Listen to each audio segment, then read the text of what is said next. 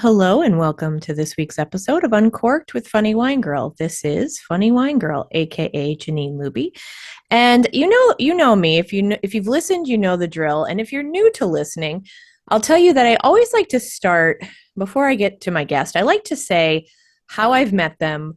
In many cases, I usually know my guest. In other cases, I'm just meeting them maybe for the first time, but I know a person who helped introduce us just because I think connections are so important and to be valued. So when you are out there, be open to meeting people, or be open to hearing what they have to say, and make sure that you think about your connections and how you can help connect other people, because you might know someone who has a service that can help another friend and vice versa. And I just think connections and networking is so important and so valuable. So today, my guest, it is the first time I am meeting her, is on this Zoom. And my friend Jamie Monahan, who I met through my work at King's College, the About Face campaign to remove stigma around substance use disorder, he reached out to me and connected me with my guest today because he said, you know what, I know you're always looking for women with a story to tell, especially empowering women. That is the goal of my podcast, so that women can uncork, so to speak, share their story, and hopefully inform, inspire, and sometimes a little entertainment along the way too, because I do like to keep it light as well. So we would like to introduce Christina Oyola, who is my guest this week. Hello, Christina. How are you? Hello. Thank you for having me. To me, you're fascinating. You have so many, it sounds like, wonderful projects that, I'll be honest, I don't know where to start. Share whatever you feel comfortable sharing as far as just a little bit of your background. I'm 38, and my life has been full of complex traumas, going all the way back to being in my mom's womb to, most recently. So there is a lot of different arrays in my background. The one that I'm mainly focusing on now is generational trauma for females assigned female at birth. I was a teen mom, and I became a surrogate for my mom, who had experienced child loss, and her mom had experienced that, and there was a lot of stuff. So trying to change that stigma. So I've been going through a lot of different healings and different things to create a way to uniquely help empower women post-trauma. I spent the last 3 years figuring out who I wanted to help, and then I enrolled back in school after I found out about a traumatic brain injury that was not caught when I was in the military in basic training. I had sustained a fall of up to 16 feet within the first 2 weeks of training, and I wound up with a line of duty in basic training for my right hip and knee and foot for that fall. But because the initial fall did not cause concern, I wound up later on getting evaluated. So at that point, the head injury was not discussed because I did not remember it. And that was in '07. So from '07 to 2020, I really didn't understand why I couldn't function in a world that I used to be able to function in. I became very ill, chronic pain. I was diagnosed with fibromyalgia. I lost the military because of that. I was without a home many times. I moved 8 times in 5 years, which equals 16 times if you move in and out. Lived in my car, was considered a homeless vet, fighting custody battles, job discrimination, lawsuits, like so many things. And in all of that, no matter how hard it got, no matter how many traumas were added back on, I got to experience so many resources that are out there for people like us and like vets and civilians alike. And because of my traumas and my life hiccups, I uniquely have the ability to network and connect and logistically link people together to maximize the amount of resources that we all have. And while doing that, during the pandemic, during the pandemic, I helped with a project called Feed the Kids, and then Feed the Kids Plus in my town here in Bensalem. I helped orchestrate a pop-up warehouse of perishable and non-perishable foods, and then I had 5 locations throughout our town set up. We even had drivers take it to people's houses that couldn't drive. We had interpreters for the Spanish community within our community to be able to communicate their needs as well. And then that did so well that, the township was able to, there was a nonprofit that helped us get about $15,000 that then turned the project into a 2.5-month project. And we had signs, the township, gave us a phone number, gave us all kinds of resources to really make sure that the community was fed. And I really enjoyed giving back. It felt good to be able to physically give back again. So then I started looking back into school, and my options as far as that. And luckily, I still had time left in one of my GI bills to be able to enroll in the vocal rehab program. So I started down that venture of becoming an entrepreneur and finishing my bachelor's degree. I had started college. I dropped out of high school because I was a teen mom. But I started actually college and in 2004, in the fall of 2004, and I will officially finish one bachelor's degree, January 2024. So it will take me 20 years to have done my bachelor's degree in business and small entrepreneurship and something else. It like had a lot of certificates because I had to keep stopping and going because of my disabilities. So then it landed me in other entrepreneurship programs and different things within the community. Last year, I spent a lot of time traveling and getting to know female veterans like myself with very similar stories and finding out what we actually need and where the desire is. And in all of that time since the pandemic, I had to have a hysterectomy because I wasn't listened to as a female in chronic pain. By the time I landed in the ER, I wound up with almost 7 conditions in my pelvis. I'm considered incontinence on both ends. I had to have a hysterectomy. I had painful bladder syndrome, pelvic congestion syndrome. You name it, I got it. I mean, they tested me for cervical cancer. It was a mess. But luckily, I got my health more under control, but in that time, they had noticed that my cognitive had gone really bad, and I was having really bad sundown syndrome. The afternoons were really tough. I could only function at weird hours of the day, like depth perceptions. A lot of different things were acting really odd. So they sent me to. They had asked me if I ever hit my head, and I explained to them. I said in basic training, I said no. I've never hit my head. So the only time I might have hit my head is when I fell in basic training. And my doctor looked at me and said, you didn't think that you could have hit your head pretty hard then? I said, well, you're in basic training. You don't want to be a holdover or a hold under. It means you got to start all over. So, you just push through. So they sent me, while they were sending me through polytrauma, and I got a neuropsych eval that took almost a year of a bunch of different things going wrong and miscommunications and stuff. But they got me hearing aids, they got me in speech therapy, I was put in different OTs, PTs. And then my test results came back that I had 5 impairments, 10 weaknesses, severe dyslexia, audio processing disorder, and most recently visual processing disorder. I suffer from vestibular migraines. My jaw and my hearing is really messed up. So I have a lot of different things, but it made sense. I finally was able to figure out why life was so hard for so long after I joined the military, because I was always such a go-getter and, learning new things. I was all-star, I played sports, all this stuff. So it was really a big relief to find out how horribly bad my head was. But that must have given you a little bit of like relief, just having a better understanding. Like now I know what I'm dealing with. Oh my gosh. So that was just it just opened up so many doors. Once I was able to start wearing hearing aids that played white noise in the background, really helped my audio processing. So the pandemic was really hard. Even though I could hear, I have audio processing. And I didn't know I had visual processing. So when you cover your mouth, I can't process what's going on. And if there's more than one conversation, I don't even know where it's coming from most of the time.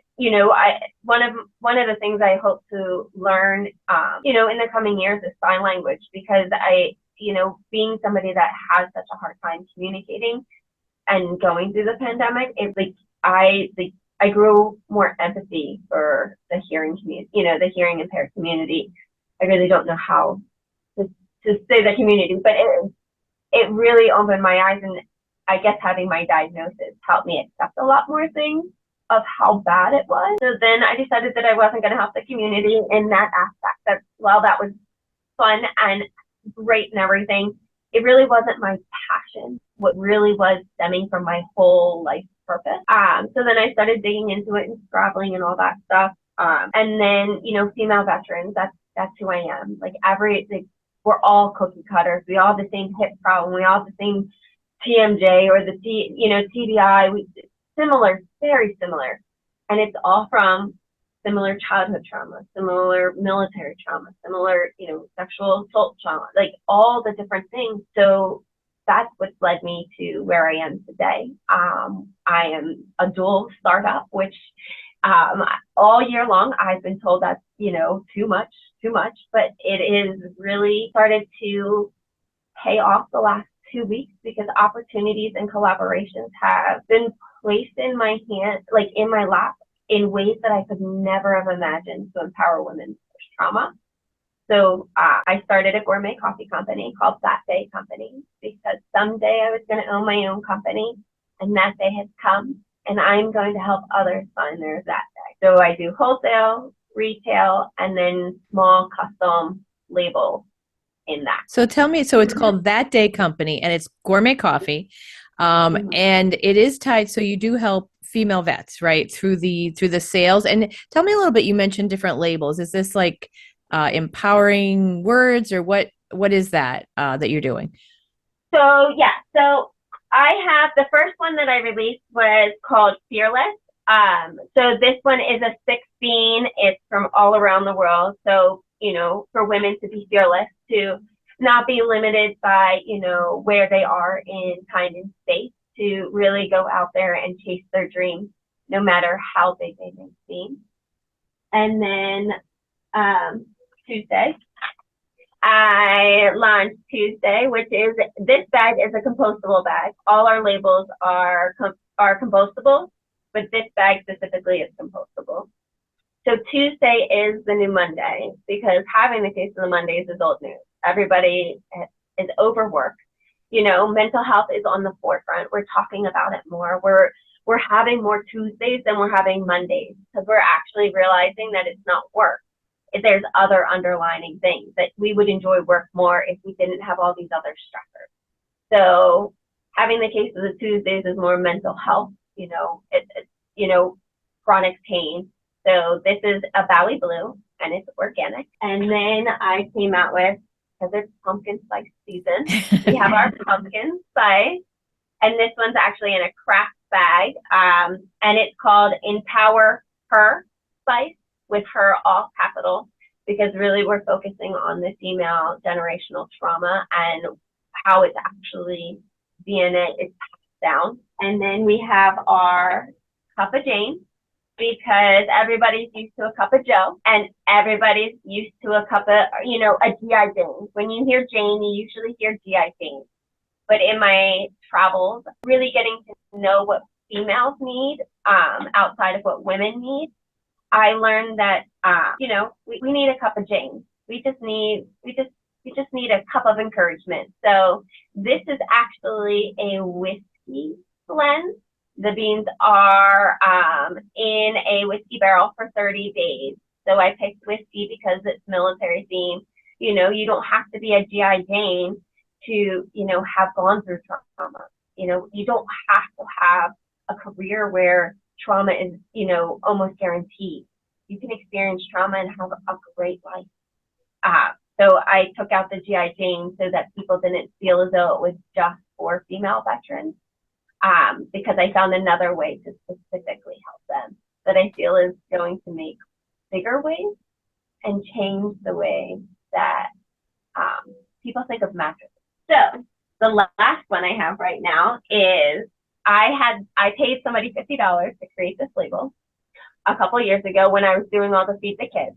And it says, it's okay not to be okay all the time. And it has the sugar skulls in there, and all the colors that are embedded in it are all of my awareness driven. So all my chronic health issues, all of my mental health issues.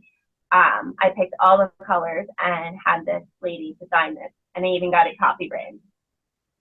Wow. I was so proud of it. I didn't know what I was going to do with it, but I was like, I paid $50 for this. I put my name on it. I was like, I'm going to use it one day. And here I am using it and then I didn't even think about it. Somebody's like, that was smart. It's a Mexican blend and you got the sugar skulls. I was like, oh my goodness, I didn't even think of it. Like I just thought like Mexican blend. So because the beans come from Mexico, it's more low acidic. So it's more gentle on your stomach. It's more soothing. So when I was thinking, my label, I was like, something that's like, it's okay, to not be okay all the time. Sometimes your stomach's not going to be okay. And sometimes it could be with a Mexican blend. I have the silliest marketing ideas that come to me.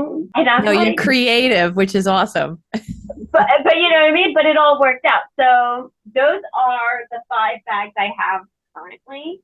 I just got my first tea label pre-approved. So we will have a Passion Paradise loose leaf organic 3-ounce bag available soon on our website, which is super exciting because I wasn't sure if we would have had tea before the end of the year. So we will offer tea. That's awesome. So people can go to your website and order coffee now. These are all available. Is that right? Yes, all of them are available online. And until we get our That Day company specific gourmet coffee line up and running, right now all of our bags are priced at $25, which includes shipping, but $5 goes directly back to helping women post-trauma. So it goes right to the mission directly. And then Her Story, or That Day company, will be priced lower because it's not going towards a mission.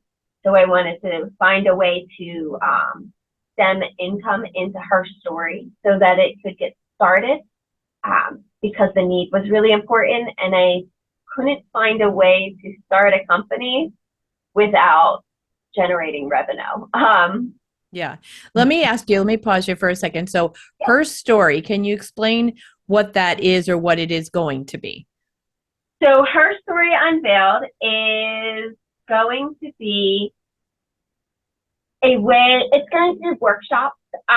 It kind of just took a turn again. So it's really hard to explain because 2 weeks ago, Her Story Unveiled was working on launching our 3-day Empower Her workshop, which would include hands-on exercises or different things. It would be for a small group of women, and it would be designed to be in each county to help the county with their weaknesses and their strengths, with their resources for women within it.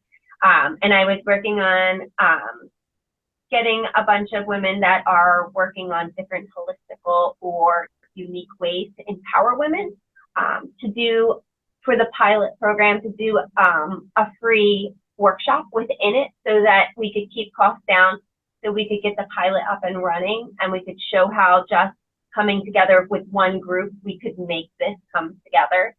And the idea was to have, the first day, empowering a gourmet breakfast, all of the things. And at the end of the day, instead of your typical happy hour where it's loud, it's really hard to connect and really, socialize and settle down for the day. I mean, you're going to be jumping all around and excited. I want to create that in day one. And then, end the day with like a tea party or, just relaxing evening. And then the second day is where all the work comes in.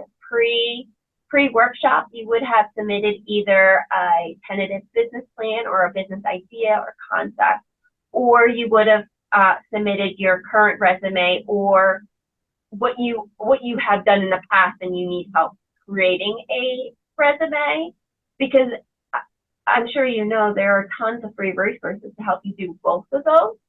So the idea was to literally bring those workshops that are right now online in PowerPoint and bring them directly into the women's workshop, where you bring your laptop with you, and or we would provide laptops, with funding, of course. And we would have people that have already looked at what you're working on to help you through the day, so that you're coming ready for class, essentially. So you'll do your resume, and then, hopefully we can get some actual live interviews, so you can actually try to get a job actively. We'll have the donation closet, where you can gently used clothes. You can take them with you, drop some off, so that the different events, they can constantly have their own closet of gently used items to change up. And then if you're on the entrepreneurship side, the number one thing that's the most important thing that I found in the last 2 years is your LinkedIn profile. So there is a lady with the SCORE program that runs an amazing workshop. And I'm hoping to link with her to actually get volunteers to help women set up their LinkedIn to be a drawing that stuff for the entrepreneurship. And then obviously other workshops. But the main two would be getting to identification things that you can really work with. That sounds great. So now you said you just had you've tweaked things a little bit. Is that right? So I was on my way to empower women with this 3. I have my list of women that, I have the lady at the local dispensary that I get my stuff from. She was willing to do a workshop to talk about women and cannabis. I have a doula / pelvic floor specialist that's going to run a workshop for me. So I was collecting all these unique ways to empower women, and I kept talking about the other women and the other women, and I kept bringing up all these ideas. And then 2 weeks ago, I showed up at a free marketing analysis class in a courtroom that was through one of the counties in Jersey. I'm in PA. You can still go to it. You can jump the bridge. So I went and I showed up, and I'm trying to maximize my time. That's networking, that's resources, that's seeing what other people are doing, other people are asking. And I met Kelly. Kelly is on a mission to empower women with her mattress store. She has been in the mattress industry for over 15 years, I think she said, or more. Please forgive me, I'm still trying to remember her details. And she is opening a storefront in Marlton, New Jersey. And it's a boutique, so she'll have, regular lines, but she created a line after her grandkids. She named them after her grandkids and different things. She actually custom makes it, like the fluff and like the latex and the this and the that. Like, if you need something for your direct needs, she's the woman to go to. She wants to hear your story. She doesn't want to hear why you can't sleep, like, oh, my back. Like, she wants to know what your trauma is. She wants to make sure that your bed is suited for you. And she's on a mission to empower women, because women are usually the ones that are the buyers of mattresses. And they usually share their experience with mattresses to their lady friends. So they're the direct consumer. So she and I had linked up, and we had a couple conversations. And then I met her on Wednesday. Then I met up with her at her location to look at it on that Friday. And she was talking about my company's name on the door, and I didn't understand what she was talking about. Because again, I have processing problems. So sometimes people get excited, and I let them go.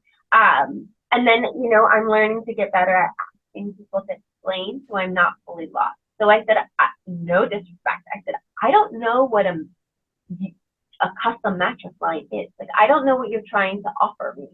She's like, I'll design mattresses for your Her Story Unveiled. I was like, so you will design mattresses specifically to help women post-trauma heal and sleep better at night? She's like, yeah.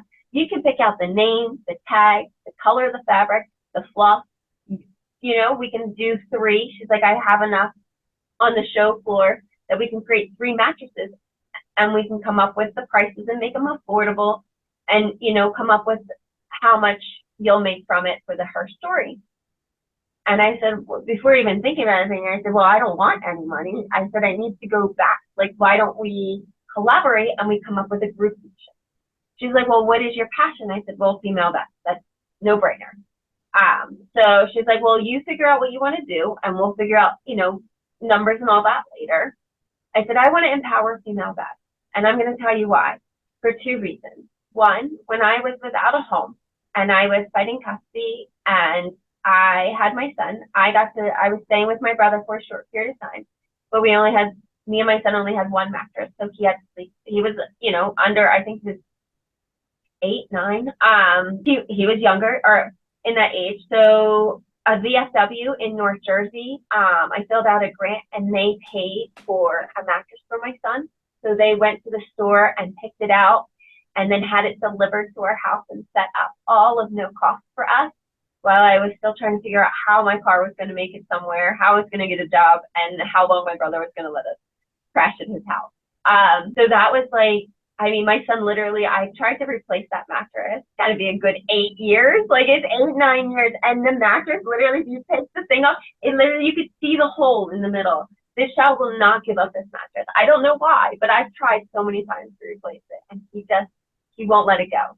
I still see the picture of him. Like I took a bunch of pictures when it finally was there and he jumped in the air and he was a bunch of pictures. That was his mattress. Like, you know what I mean? So that was the first part of why, mattresses is so important. And then I forgot the other. I just had a brain fart. That's okay. It'll come to you, I'm sure. Yeah. So she was offering me 3 mattresses. So we talked and everything, and then things got moving. And then we were talking some more, and then I got nervous that like it was too good to be true. Like nothing out of my pocket. She wants to do the coffee there. You know what I mean? I can do pop-ups there. She's offering me free space. That's everything that I've been working. Like, you know what I mean? Like I can help her and she can help me. And she's offering me something that I could only dream about. And like, you know what I mean? Like I had so many things ripped out from underneath of me. I was like, I can't get excited. Like, and then she emailed me and she's like, all right, 2 mattresses, instead of 3. We're going to start with 2. And she's already started designing them and everything. So it made me feel, okay, this is really happening. I was talking to some ladies at a social and they couldn't believe. I was like, this could change women's lives. So then, a couple days went by, and we're talking. So I created the names of the mattresses.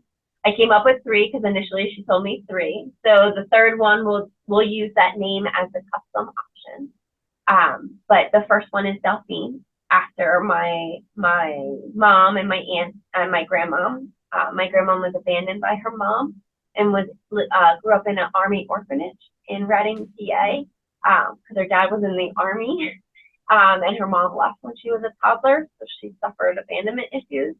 And her middle name was Delphine, and she named her daughter Delphine. And my mom absolutely hated it. Like really hated her middle name. And she gave me Marie, but my grandma loved her name. And I took care of my grandma after my mom took her life. My grandma's dementia got really bad really quickly. So we took her in, and she loved the middle name Delphine, and I don't know why. I wish I could remember. So I named the mattress that's going to be a flippable mattress. One side will be firmer than the other because women are constantly changing. Our bodies need to be able to flip a mattress. I can't tell you how many times I was like, man, can I just flip this mattress to be just a little firm? So this mattress will be flippable because generational trauma is passed down and we're constantly flipping back and forth and trying to navigate things.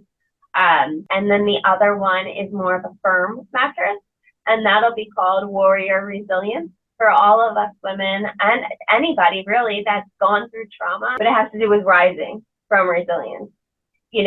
We go through so much and then we go to bed and our body holds trauma, and when we're the amount of pillows that women have to put around us, and sometimes it's the elbow has to be up just slightly more, this and that. So I wanted the mattress to be a little firmer because when we're going through that type of stuff, I feel like we do better when we lie on the floor. So a firmer mattress in that aspect. And then it got more exciting because she emailed me and she's like, all right, she liked my labels that I created to have sewn on the mattresses. Like it's legitly like my line, like super exciting, still soaking it in. But then she's like, all right, well, do you want more fluff or no, that's an extra expense because we're trying to keep them cost efficient for, most women post-trauma are, we're on budget. And then she was like, do you want latex material or not? I was like, I have no idea what that means. She's like, what color do you want? I was like, well, this is really happening. So purple, she suggested purple. I said, it's funny. I said, for the last year, I've been racking my brain over what colors I want. And I really wanted pink for my mom. And everything I do, no matter how much I loathe my mom, and even when she, the relief when she finally took her life, the relief that I had was, I still feel guilty about it, but there was just a lot. So when she passed, I, spent every dime I had and gave her the best funeral ever, had custom casket with her name on it, and paint everything, sunflowers, you name it, it's everything. Because I felt bad for having that moment of final relief of it wasn't my responsibility saving her. But then it haunted me. So everything I do really in my healing journey, I realized she was doing the best that she could with what she had. And she used to write journals. So I got a hold of some of them, and I have one. It's like a ghostwriting book, I swear. I don't even know how to say it in any other way, but this journal is from my mom from 2006, which is a year after my son was born. And it was when the first time she ever attempted to take her life. And she wound up in the ICU. And this was when she was in treatment. This was her journal. She wrote all her things every day. And the amount of answers I've gotten in the last 6 years that she's been gone is amazing. Because things that I thought that she was being a bad mom about, it was just a miscommunication. She saw it from her point of view and her generational trauma and what was going on behind her closed doors, and thought that I was, doing the same thing or what have you. So I was able to heal. So now with my company, I make sure that everything I do, I honor my mom, because I wish I would have been a little bit more kinder to her. But at the same time that she was struggling and she took her life, was the same time I was without a home. I was moving 5 times. I was in and out of different court hearings and different things, and I was doing the best I could. It's taken a long time to accept that she was doing the best that she could, and I did the best I could for her. Sorry, I yip yak. You can interject at any time. Like, raise your hand. Like, I don't take a breath. Yeah, I notice you don't take a breath. No, but it's so I can hear the enthusiasm, the excitement. This is very exciting right now. I love what you're doing. I am all about empowering women, but hearing your story, I'll admit that's a lot. You've been through a lot, you're still experiencing a lot. How do you keep so positive and so productive? You're an entrepreneur, you're entering these contests, these business plan, you're really you're smart to do this. You're getting help. You're collaborating. You're doing all these great things. How do you keep driving forward? How do you stay positive and motivated? Honestly, I had a mental breakdown last year, and I checked myself into an 8-week mental health program specifically for women, our female veterans with sexual trauma. And 6 days later, I checked myself out because it was not a safe environment for me and other female veterans. And because I was not in the right state of mind, I could not follow up with complaints and stuff. So I just kept chugging along because I knew I had another 2-week program that was in Chicago that I was getting flown out to. That was an intense outpatient program. So I worked with my therapist, and we did a bunch of sessions that hold me over and everything. I became suicidal at that time. I actively was planning to take my life. There was this road and there was this way that I, envisioned, and I would take the road and test the different speeds of, max capacity, different things. And that's when, like I said, and that's when I came home one of the days in that turmoil and went through this book, and I got an answer to a question that I had been wanting for so long. I went to my mom before I joined the military. I went to my mom and I asked if I could come home. I told her that my son's father was taking advantage of me. and I didn't feel safe, and that we were both violent towards each other, not physically, but we broke each other's stuff, and we were both at each other's throats. And I didn't want that for my son, and I didn't have a way out.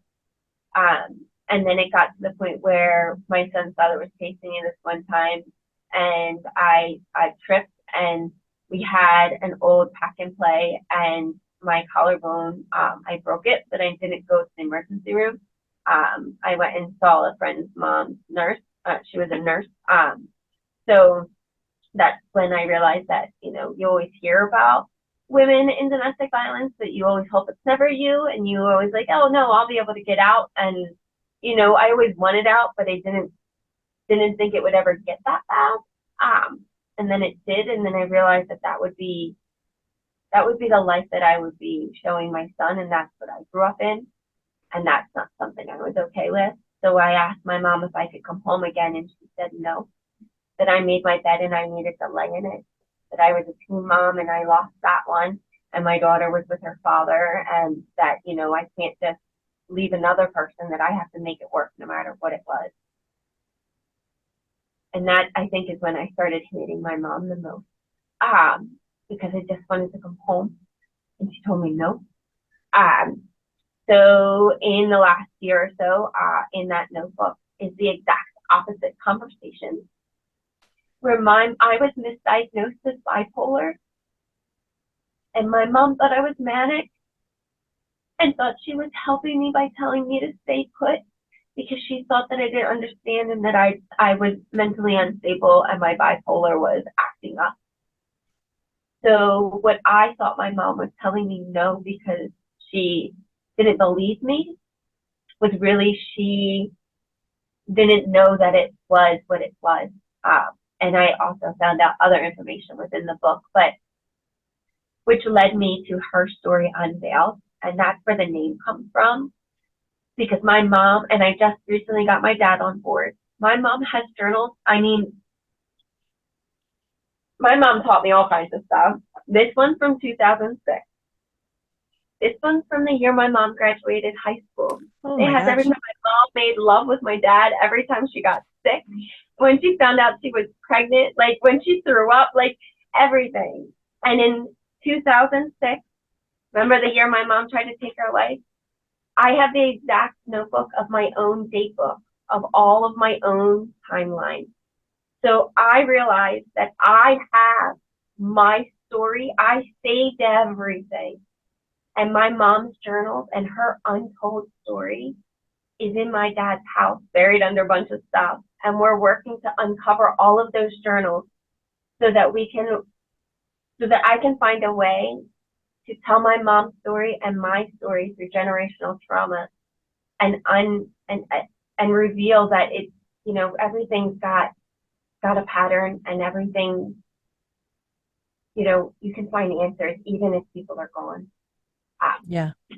That's where Her Story came from, is literally my mom's story is unveiling itself in ways that I never saw.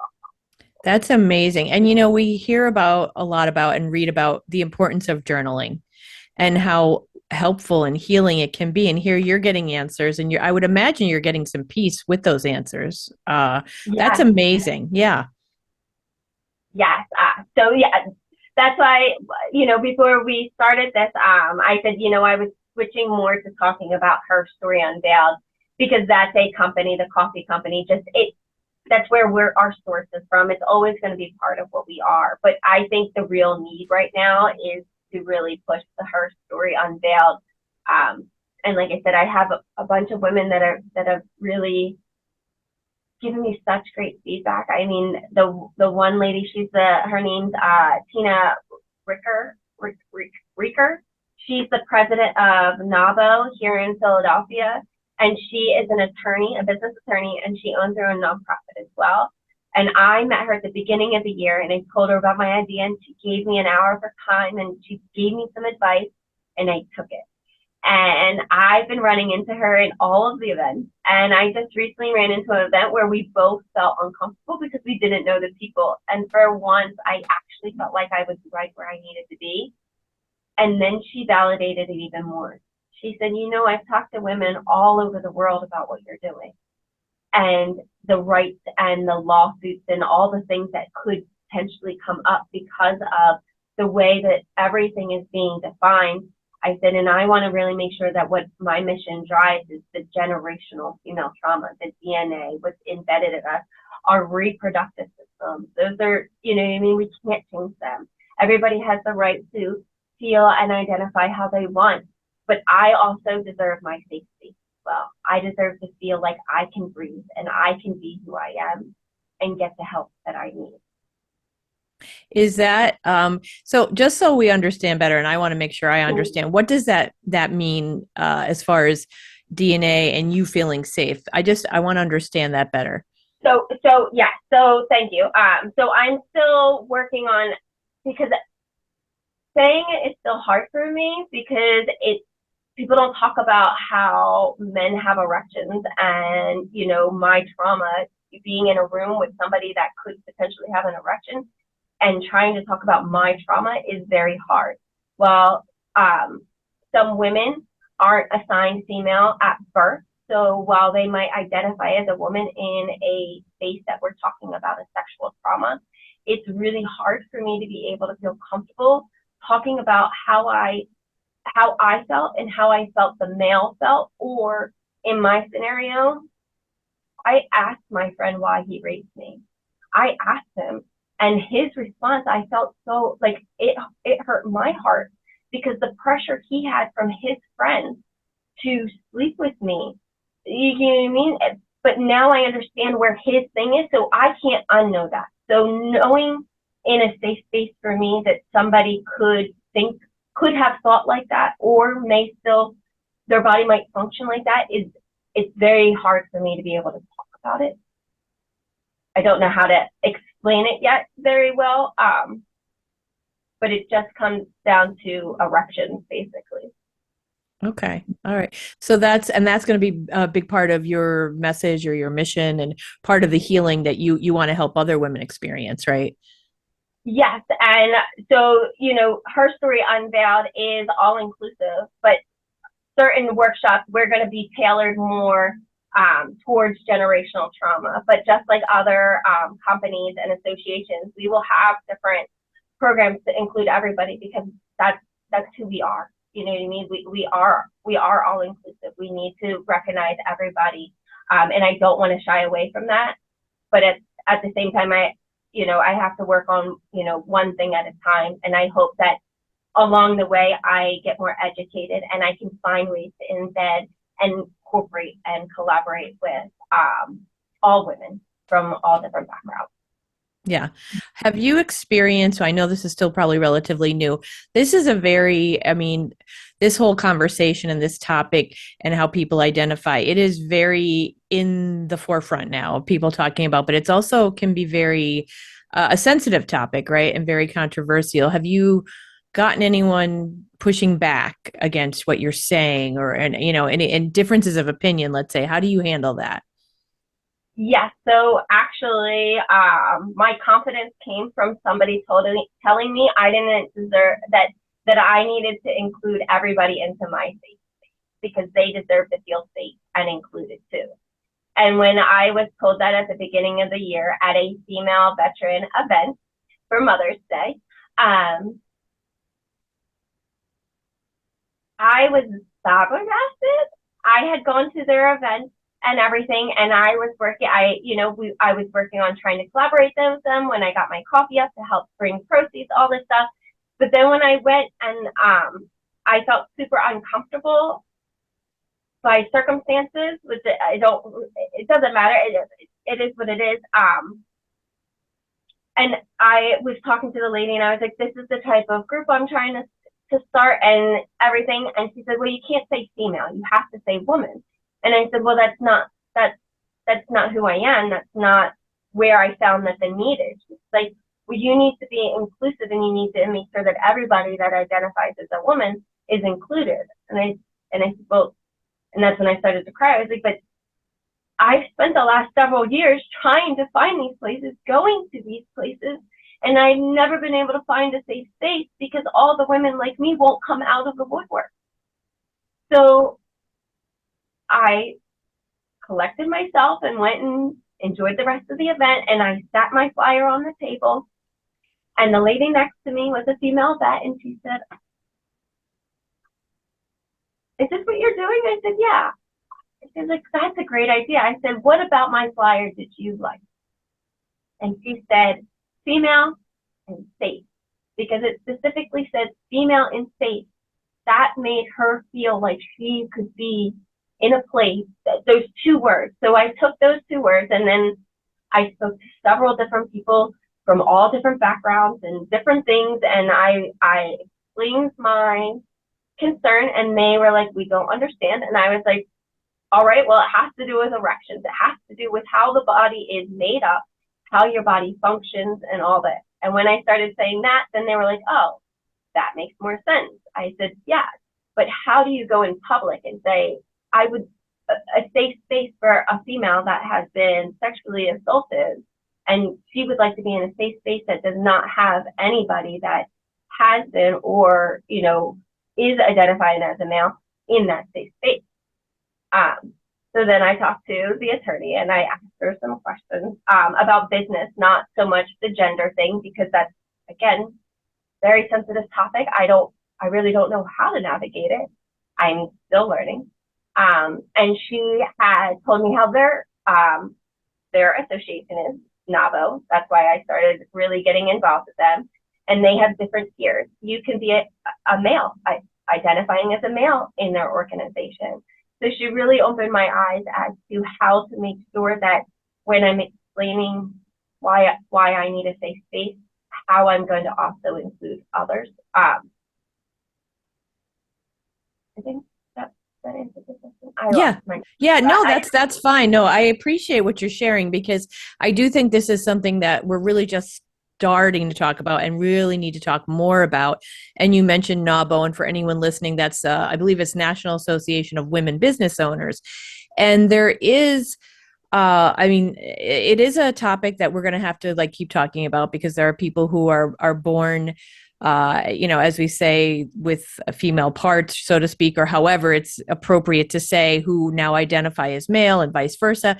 And so the idea of how does someone identify versus how have we seen gender before is changing. And I find it challenging at times too, because from I'll speak for myself, and it's nothing as intense as yours or as personal, but I do comedy nights, and I call them ladies comedy nights, where I like to promote women comedians and I like a woman audience, but I don't want to ever seem that I'm not inclusive. And I'm not trying to be, but what I was trying to do is create a space for women who identify the same, who've been through the same experiences, and kind of have that safe space to laugh at certain jokes, because I have found that in an audience where there are men, the feeling is different. And I'll admit, I struggle with that because I don't want someone who now identifies as a woman to not feel welcome or to not be able to perform at a show. But I honestly am not sure myself how to navigate all this. But at times I feel like throwing my hand up and saying, forget it, I'll just do regular comedy shows.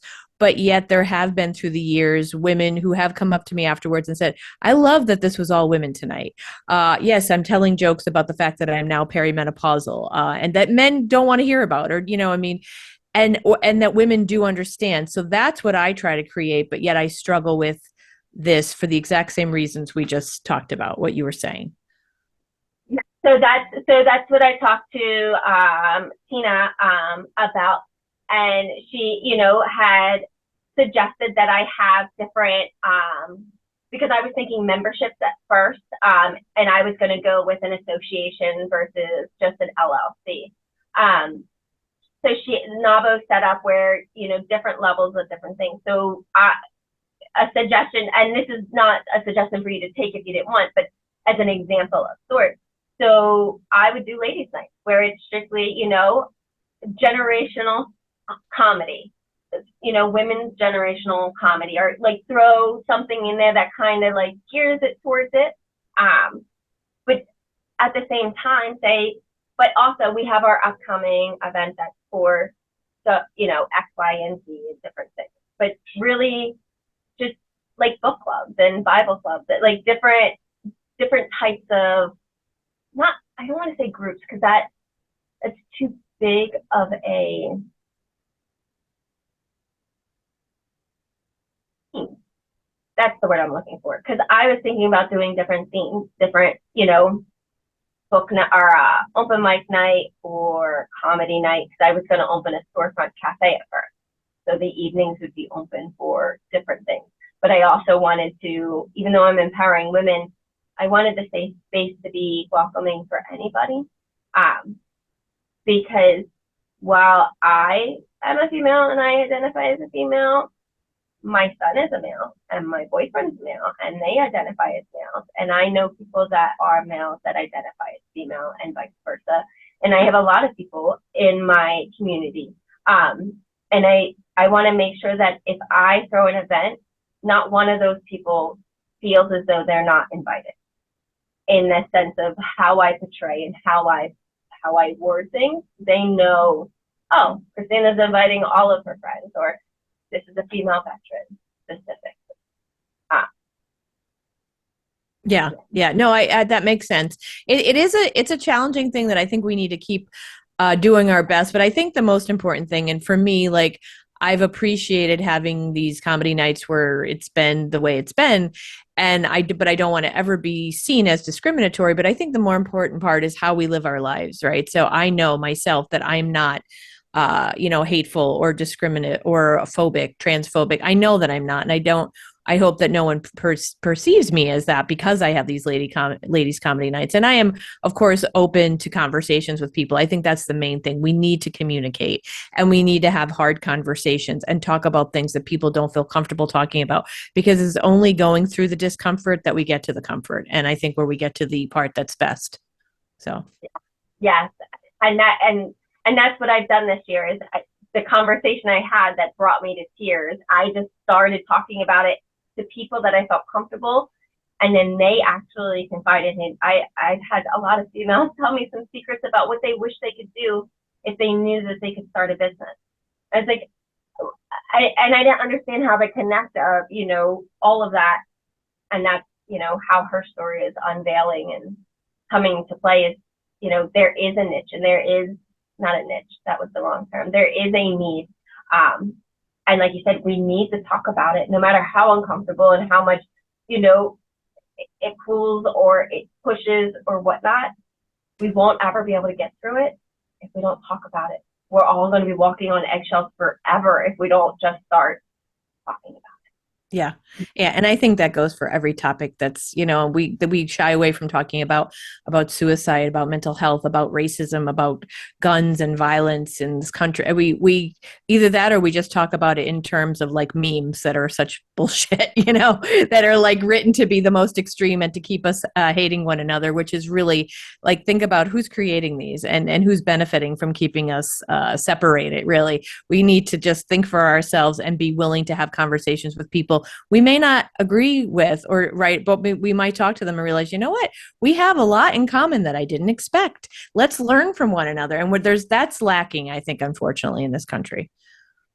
Yes, and this past year, my background's logistics, and I learned that if I get out of my own way, that there are so many great opportunities out there that I don't need to recreate any wheel. The only wheel I need to recreate is, and it's not even recreating, I'm actually creating the wheel, helping female generational trauma be talked about and all this stuff. So, I'm super excited. Like, I'm excited about all the possibilities for all the women. Like, it's not even about me. It's never been about me. I mean, I've been through so much, like, just keep piling it on. It's not a big deal, but everything that we're going to be able to do for women in the future is, this mattress opportunity is, I've already talked to a VFW.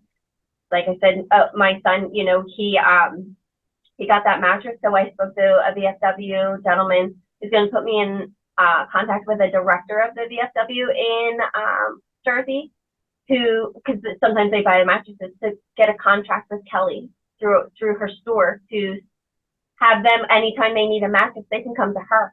You know what I mean? If their budget is a little different, she can help them. She can create one that, she can do that stuff.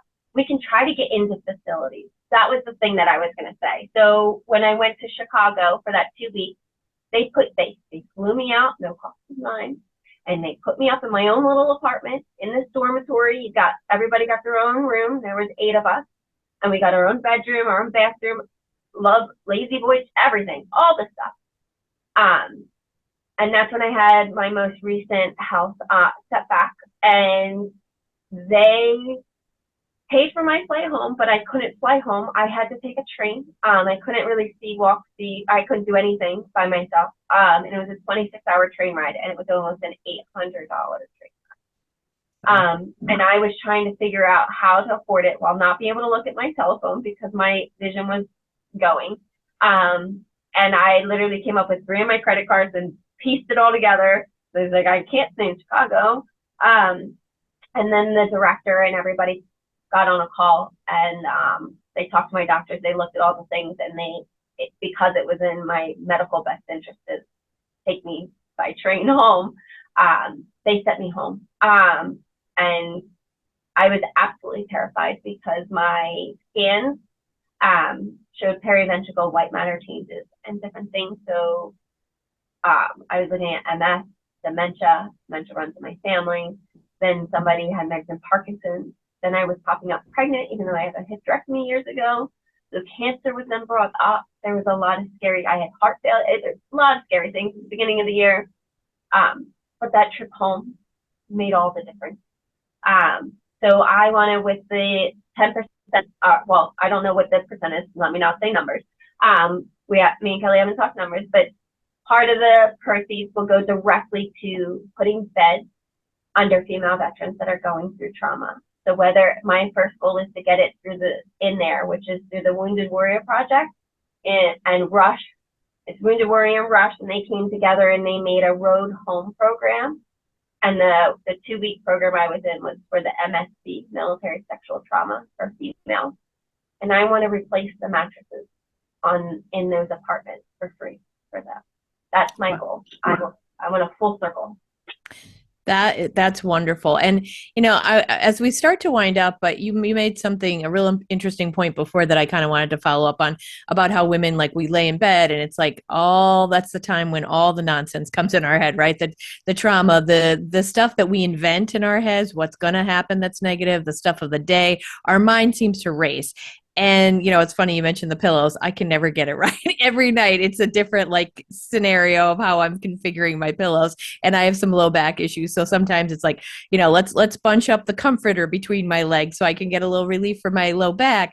But why do you think, and I love what you're doing, but and I know that it's it should be obvious, but it may not be to everybody. Why is that such an important part for women? And, well, everyone, but especially for women through trauma, like getting a good night's sleep and feeling comfortable? So healing post-trauma comes in all different things. It comes physically, it comes mentally. And as everybody knows, you heal when you sleep. That's why when you get a cold, you need to rest. Your body needs to rest. Your brain needs to shut down. If you're laying on a mattress that is uncomfortable and you're constantly tossing and turning, you're not getting into all of the sleep cycles that you need to in order to wake up refreshed. Because technically, you could sleep a shorter amount of time and sleep solid and feel better. You know what I mean? Or you can, different things, but your body holds the trauma. So having something that you can sleep on, that your body can your mind and your body can be like, all right, I'm safe. This is rest. Let's rest and reset, and let's rise with resilience. Wow. I love that. Rest and reset and rise with resilience. That's beautiful. I love it. And it is, you're right. It is so important. We are healing while we're sleeping. So getting the proper sleep and the proper rest and feeling comfortable is so important. So what your project is sounds amazing. And I'm so glad that you're so passionate and productive and are going forward. And again, you're a testament to collaboration, meeting those different women, talking to that woman from Nabo, the woman who's making the mattresses. I think we're so much stronger together. We need to be talking and connecting so much more. As we wrap up here, is there anything else? And I know that we've talked about a lot, but in closing, any closing words? And in the show notes, I'm definitely going to put your website so people can check out your tea, your coffee, anything, any final words that you just want to leave us with?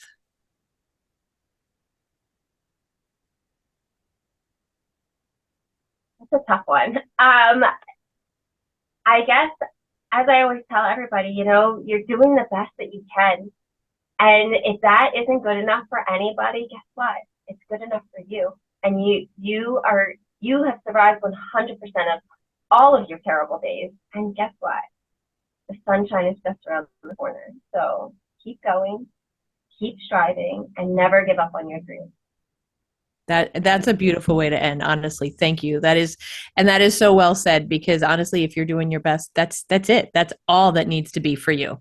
That's right. And keeping going, keeping forward. Yeah, that's great. And everybody's best looks different to everybody. And that's important to realize. Sorry, I want that's, that's where that comes from, is everybody's best looks different.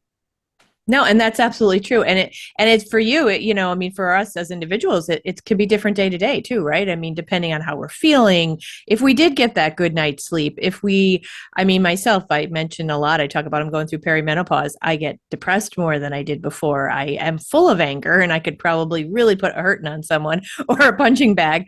But it's so some days I am looking much better than the day before. My best is looking definitely different from day to day. Yeah. Yeah. That's important. Yeah. Well, I thank you so much. This was my first podcast ever. So thank you. And sorry for over talking. No, absolutely. You know what?